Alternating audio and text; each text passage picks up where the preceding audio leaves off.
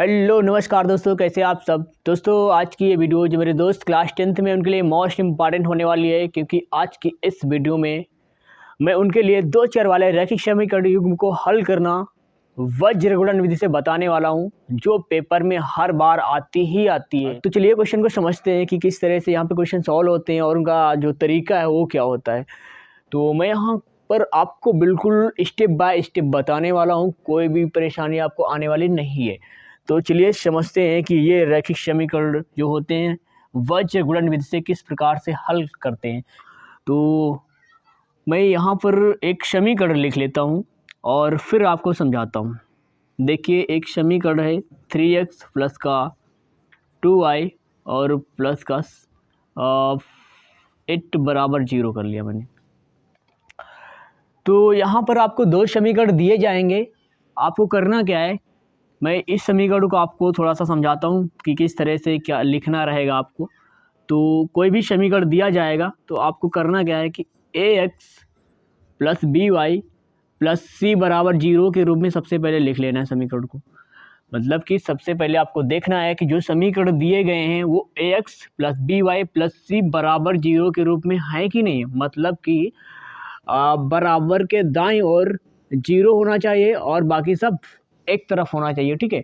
तो यहाँ पर यही आपको ध्यान देना आवश्यक है। तो इसके बाद मान लीजिए उसने समीकरण को इस रूप में दे दिया है 3x प्लस का 2y बराबर कर दिया उसने 8। तो आपको क्या करना है कि समीकरण को ax plus by plus c बराबर 0 के रूप में लिखना है। तो आप क्या करेंगे, इस 8 को उठा के बाईं तरफ ले आएंगे। मतलब 3x प्लस का 2y, 8 इधर प्लस का इधर आएगा तो माइनस हो जाएगा और बराबर के दाईं ओर 0 मिल जाएगा। देखिए ax प्लस by और प्लस c, यहाँ माइनस प्लस कुछ भी हो सकता है, बस c आना चाहिए, ठीक है। तो इसके इस फॉर्म में बन गया है और बराबर के दाईं ओर 0 आ रहा है। तो समीकरण को आपको सबसे पहले ax plus by plus c बराबर 0 के रूप में लिख लेना है। ये इसका फर्स्ट स्टेप हो गया। इसके बाद हम लोग आगे समझते हैं कि आगे कौन कौन से स्टेप हैं। तो देखिए अब यहाँ पर मैं आपको कुछ और समझा देता हूँ। देखिए यहाँ पर आपको देखना है कि ax plus by plus c बराबर 0 के रूप में सबसे पहले समीकरण होना चाहिए। उसके बाद क्या करना है आपको कि देखिए जो x के साइड में जो गुणांक होता है वो a का मान होता है और y के साइड में जो गुणांक होता है वो b का मान होता है, और जिसके साइड में ना x होता है ना y होता है वो होता है c का गुणांक, वो c का मान होता है, ठीक है। तो यदि आपको समीकरण इस रूप में दिया गया है तो मैं आपसे कहूँ यहाँ से a का मान बताओ, तो आप देखिए x का जो गुणांक होता है वो a का मान होता है। यहाँ पर x के गुणांक में कितना है, 3 है, तो a का मान 3 हो जाएगा। इसके बाद मैं आपसे कहूँ b का मान आप बताओ, तो यहाँ पर देखिए y के साइड में क्या है, b आ रहा है, तो यहाँ पर y के साइड में जो भी आएगा वो b का मान हो जाएगा। b यहाँ पर 2 आ रहा है तो b का मान 2 हो जाएगा। इस तरह मैं आपसे कहूँ चिन्ह के साथ आपको रखना है। यहाँ प्लस है तो प्लस नहीं लिखेंगे, लेकिन माइनस तो जरूर लिखना पड़ेगा। तो अब देखिए यहाँ पर x और y मतलब a और b के मान हमने निकाल लिए। अब देखिए यहाँ पर c के साइड में ना x है ना y है, तो यहाँ पर देखिए 8 है, 8 के बगल में ना x है ना y है, तो यही हो जाएगा हमारा c का मान। लेकिन चिन्ह के साथ रखना है। चिन्ह कौन सा है, माइनस लगा है। माइनस लगा है तो माइनस जरूर लगा देना है आपको, ठीक है। तो a b और c के मान लिखना आपको आ गया होगा। एक और मैं लिखता हूँ, उसमें आपको a b c के मान बताने हैं। यहाँ पर मैं एक समीकरण लिखता हूँ 5x माइनस का 2y माइनस का 3 बराबर 0 है। यहाँ पर अब ए बी सी के मान निकाल लेते हैं सबसे पहले। तो जो सबसे पहले समीकरण को देखना है कि ax plus by plus c बराबर 0 के रूप में है कि नहीं है। तो यहाँ पर देखिए आप ये तो लिखा हुआ है ax plus by plus c बराबर 0, इस फॉर्म में लिखा है। तो यहाँ से ए बी सी के मान निकाल लीजिए। देखिए जो x के साइड में होता है वो a का मान होता है, तो x के साइड में यहाँ 5 है तो a का मान आ जाएगा 5। अगर हम b का मान पूछे तो जो y के साइड में होता है वही b का मान होता है, लेकिन यहाँ पर चिन्ह कौन सा लगा है, माइनस, तो माइनस जरूर लगा देना है। तो यहाँ -2 आ जाएगा b का मान। अगर c के मान की बात करें तो जिसके साइड में ना x होता है ना y होता है वही हो जाता है हमारा c का मान। तो यहाँ पर c का मान हो जाएगा -3। तो इतना आपकी समझ में आ गया होगा कि ए बी सी के मान हम लोग किस तरह से निकालते हैं। इसके बाद ये आपका सेकेंड स्टेप हो गया। अब देखिए अभी तो मैंने सिर्फ एक समीकरण में ABC के मान निकालना आपको बताया है। यदि दो समीकरण दे दिए जाएँ तो वहाँ से आप किस प्रकार से ABC के मान निकालेंगे। तो दो समीकरण मैं इधर लिख लेता हूँ। एक समीकरण हो गया हमारा 3x माइनस का 4y प्लस का 5 बराबर 0, ये समीकरण एक हो गया हमारा। और दूसरा समीकरण मैं ले लेता हूँ 3x माइनस का 8y और माइनस का 9 बराबर 0, ये हो जाएगा हमारा दूसरा समीकरण। अब देखिए सबसे पहले इन समीकरण को आपको देखना है कि ये ax plus by plus c बराबर 0 के रूप में लिखे हैं कि नहीं लिखे हैं। तो ये दोनों already ax plus by plus c के रूप में लिखे। अब करना क्या है आपको, अभी एक समीकरण था तो मैंने a लिखा था। अब यहाँ पर देखिए दो समीकरण आ गए ना, यहाँ से भी एक a का मान निकलेगा और यहाँ से भी एक a का मान निकलेगा। तो आपको क्या करना है, जो पहले वाले समीकरण में जितने भी मान निकलेंगे उनको हम a1, b1 और c1 मान लेंगे, और दूसरे वाले समीकरण में जो मान निकलेंगे उनको हम a2, b2 और c2 मान लेंगे। तो पहले वाले समीकरण में क्या करना है आपको कि a1x plus b1y plus c1 बराबर 0 से तुलना करना है आपको, और दूसरे वाले समीकरण में a2x प्लस का b2y प्लस का c2 बराबर 0 से तुलना करना है आपको। ठीक है, इतना आपकी समझ में आ गया होगा। अब क्या करना है कि मैं यहाँ से यदि आपको a1 और a2 के मान लिखने के लिए कहूँ तो a1 बराबर आप कितना लिखेंगे, पहले वाले जो समीकरण होगा उससे हमारा a1 का मान निकलेगा, b1 का निकलेगा और c1 का निकलेगा, और जो दूसरा वाला समीकरण होगा उससे a2, b2 और c2 के मान निकलेंगे। तो पहले वाले समीकरण में देखिए आप x के गुणांक में जो x के गुणांक में जो आता है वही a का मान होता है ना, कितना आ रहा है 3, तो a1 का मान हो जाएगा 3। अगर मैं a2 के मान की बात करूं तो a2 का मान हो जाएगा हमारा दूसरे वाले समीकरण से निकलेगा, तो ये x और इसके साइड में जो मान आता है वही तो a का मान होता है, लेकिन यहाँ a2 है तो a2 का मान हो जाएगा 3। इसी तरह अगर हम b1 और b2 के मान की बात करें तो b1 का मान समीकरण 1 से निकलेगा, कितना आएगा -4, और b2 के मान की बात करें तो दूसरे समीकरण से निकलेगा, आएगा -8। इसी तरह हम c1 और c2 के मान की बात करें तो c1 का मान पहले वाले समीकरण से निकलेगा, कितना आएगा 5 आ जाएगा, और c2 का मान जो है वो दूसरे वाले समीकरण से निकलेगा, तो यहाँ से निकलेगा -9। दोस्तों a1, b1, c1, a2, b2, c2 के मान निकालने आपको समझ में आ गए होंगे। यही मेन स्टेप है इसमें। अगर ये आपकी समझ में नहीं आया तो एक बार मैं और समझा देता हूँ, ठीक है, ताकि आपको यहाँ से कोई दिक्कत ना होने पाए, क्योंकि यहाँ दिक्कत हुई तो आगे क्वेश्चन सॉल्व करने में आपको प्रॉब्लम हो जाएगी। तो मैं दो समीकरण और यहाँ से लिख लेता हूँ इधर, और फिर आपको समझाता हूँ। यहाँ से मैं लिखता हूँ कि 8x प्लस का 7y प्लस का 6 बराबर 0, ये पहला समीकरण हो गया हमारा। और दूसरा समीकरण मैं लिख लेता हूँ कि 10x माइनस का 2y प्लस का 3 बराबर 0, ये हो गया हमारा समीकरण 2। अब यहाँ से a1, a2 के मान निकालेंगे सबसे पहले। तो a1 का मान समीकरण 1 से निकलेगा, और a1 मतलब a का मान कौन सा होता है, जो x के साइड में होता है, जो x के साइड में होता है वही तो a का मान होता है। यहाँ पर देखिए x के साइड में क्या 8 है, तो ये हो जाएगा a1 का मान 8 हो जाएगा, और a2 का मान दूसरे समीकरण से निकलेगा, कितना है 10। तो इसी तरह से हम लोग b1 और b2 के मान निकाल लेते हैं। b1 का मान समीकरण 1 से, y के साइड में जो मान आता है वही तो b का मान होता है, 7 आ रहा है यहाँ पर, तो b1 का मान हो जाएगा 7, b2 का मान हो जाएगा दूसरे समीकरण से -2। इतना आपकी समझ में आया होगा। अब हम लोग यहाँ से c1 और c2 के मान निकाल लेते हैं। तो c1 का मान पहले समीकरण से कितना निकलेगा 6, c2 का मान दूसरे समीकरण से कितना निकलेगा यहाँ से 3। दोस्तों ये समझना आपको बहुत ज़रूरी है, क्योंकि यही मेन आपका जो स्टेप होता है यही होता है। यहाँ से यदि आपने a1, b1 ये सभी मान गलत निकाल दिए तो फिर आपको आगे क्वेश्चन में आंसर नहीं आएगा, सॉल्व तो हो जाएगा पर आंसर मैच नहीं करेगा। तो अब हम लोग समीकरण लिखते हैं, और फिर वहाँ से जो कोई क्वेश्चन का मेन स्टेप है, जिस तरह जहाँ से हम लोग क्वेश्चन को सॉल्व करेंगे, x y के मान निकालेंगे, उसको सॉल्व करने वाले, ठीक है। तो चलिए थोड़ा सा इसको मैं साफ़ कर लेता हूँ।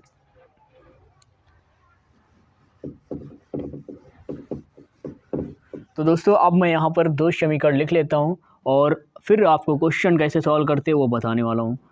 तो पहला मैं समीकरण लिख लेता हूँ वो है 3x प्लस का 2y और प्लस का 1 बराबर 0। ये हमारा हो जाएगा समीकरण 1। और दूसरा जो हमारा समीकरण है वो है 2x माइनस का 4y और प्लस का 2 बराबर 0। ये हो जाएगा हमारा दूसरा समीकरण। तो दोस्तों अब यहाँ से हमें करना क्या है कि मैंने बताया था कि जो समीकरण दिए जाएंगे वो ax plus by plus c बराबर 0 के रूप में होने चाहिए। तो यहाँ पर दोनों समीकरण पहले से ही ax plus by plus c बराबर 0 के रूप में लिखे हुए हैं, तो आपको यहाँ से इस रूप में लिखने की आवश्यकता नहीं है क्योंकि पहले से ही ये लिखे हुए हैं। अब यहाँ से हम लोग क्या करेंगे, a1 b1 c1 a2 b2 और c2 के मान निकाल लेंगे। तो उसको मैंने निकालना आपको अभी समझाया है, तो यहाँ से निकाल लीजिए। सबसे पहले लिखेंगे a1 और फिर इधर से a2।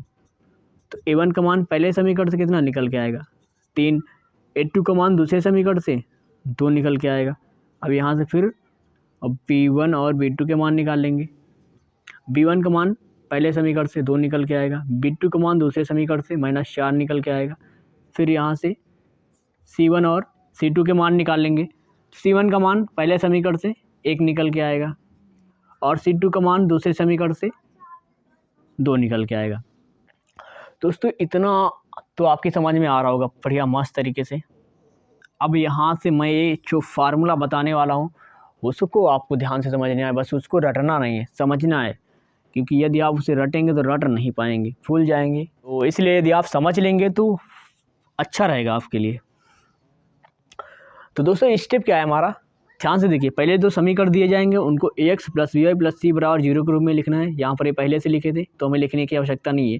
फिर उसके बाद क्या करेंगे, हम a1 b1 c1 और a2 b2 c2 के मान निकाल लेंगे। इस मान को निकालने के बाद इसी के नीचे हम लोग लिखने वाले जो तरीका है हमारा, जो फार्मूला कह लीजिए आप, उसको लिखने वाले। तो उसको कैसे समझना है, आपको रटना नहीं है। देख लिए, सबसे पहले क्या करेंगे, हमको x से लिखना है और फिर x के नीचे साइड में इधर ऐसे लिखना है थोड़ा सा, हाँ। तो x के नीचे यहाँ पर साइड में BC लिखना है। फिर क्या करना है, बराबर लगाना है आपको, y लिखना है और ऐसे साइड में हमको BC हो गया। फिर लिखना है CA लिख लेना है। फिर बराबर लगाना है आपको, यहाँ पर 1 लिखना है आपको और 1 लिखने के बाद आपको साइड में लिखना है AB लिखना है। दोस्तों इतना आपके समझ में आएगा, बस यही आपको दिमाग में रखना है कि x के नीचे BC आएगा, मतलब x अपान BC, y अपान CA और 1 अपान AB। इतना आपको दिमाग में रखना है। अब इसके बाद कुछ भी रटना नहीं पड़ेगा आपको। देखिए क्या करना है, आपको माइनस लगाएंगे। यहाँ पर b पहले आया था ना, तो इसी को हम लोग पलट देंगे। c को पहले लिखेंगे और b को बाद में लिखेंगे। पहले b आया था, बाद में c आया था, हमने क्या किया, c को पहले लिख दिया और b को बाद में लिखे। सभी में इसी तरह करेंगे, माइनस लगाएंगे, जो बाद में आएगा उसको पहले कर देंगे। यहाँ पर a बाद में आया था, इसको पहले किया और c को हमने बाद में कर दिया। यहाँ पर माइनस लगाएंगे, देखिए b बाद में आया था, इसको पहले कर देंगे और a को, हाँ b बाद में आया था, इसको पहले कर देंगे और a को बाद में कर देंगे। तो उससे इतना आपकी समझ में आ रहा होगा। अब देखिए यहाँ पर दिख रहा है, हाँ दिख तो रहा है साइड में। अब देखिए यहाँ पर क्या करना है आपको कि जो पहले आता है उसको फर्स्ट बोलते हैं ना, इधर फर्स्ट पे आया है, फर्स्ट आ गया, वो फर्स्ट पोजीशन आई उसकी। तो जो पहले आता है उसको फर्स्ट मतलब 1 और जो दूसरे पे आता है उसको 2। जो पहले है, जो फर्स्ट पे है उसको 1 और जो सेकेंड पे है उसको 2 लिखेंगे।